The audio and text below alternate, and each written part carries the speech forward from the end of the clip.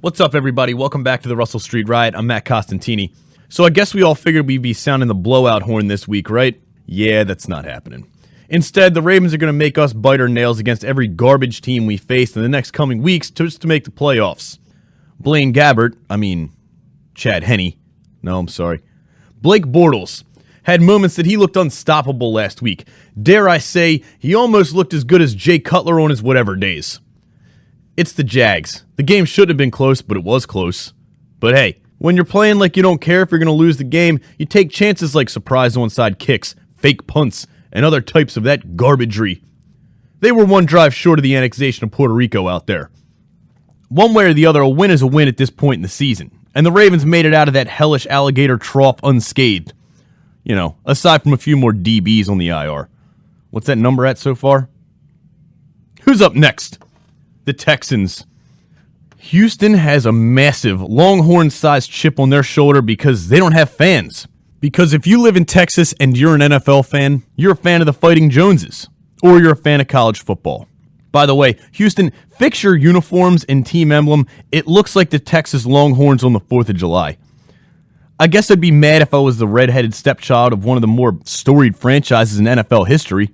Houston, your team's so pathetic, they were actually talking about moving a team to San Antonio. That's exactly what football fans need more of.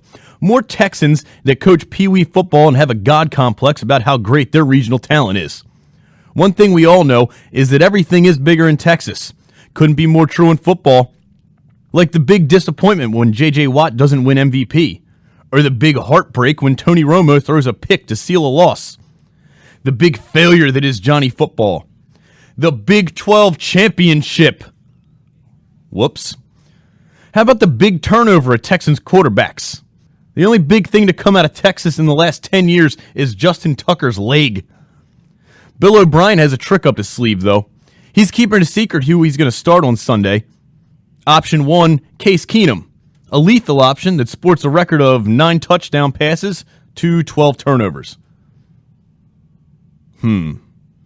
O'Brien's second option, Thad Lewis.